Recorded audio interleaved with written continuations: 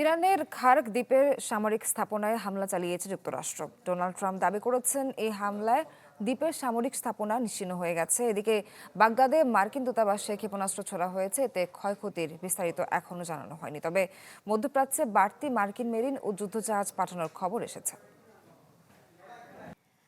যুদ্ধের মাঝে ঘোষণা আসে সমুদ্রগামী। ইরানের তেল রপ্তানির প্রায় 90% হয় খার্ক দ্বীপের মাধ্যমে। তেহরানের জন্য এটি অত্যন্ত গুরুত্বপূর্ণ অর্থনৈতিক মাধ্যম। শুক্রবার রাতে এই দ্বীপেই হামলা করেছে যুক্তরাষ্ট্র। মার্কিন প্রেসিডেন্ট ডোনাল্ড ট্রাম্প দাবি করেছেন খার্ক দ্বীপের সামরিক লক্ষ্যবস্তুগুলো নিশ্চিহ্ন হয়ে গেছে।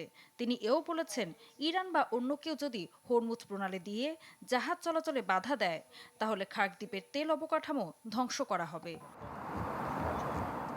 এর জবাবে তেহরান সতর্ক করে বলেছে, ইরানের জ্বালানি স্থাপনায় হামলা হলে যুক্তরাষ্ট্রের সাথে সহযোগিতা করা সংস্থাগুলোর তেল ও জ্বালানি অবকাঠামো গুঁড়িয়ে দেওয়া হবে।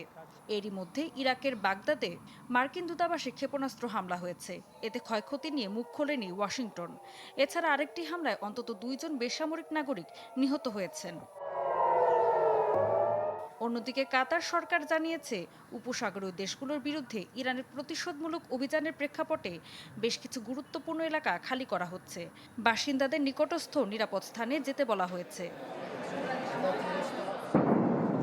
ওয়াল স্ট্রিট জার্নাল সহ অন্যান্য সংবাদ মাধ্যম জানাচ্ছে, ইরানের পাল্টা জবাব রুখতে মধ্যপ্রাচ্যে অতিরিক্ত মেরিন এক্সপেডিশনারি ইউনিট এবং যুদ্ধজাহাজ পাঠাচ্ছে পেন্টাগন।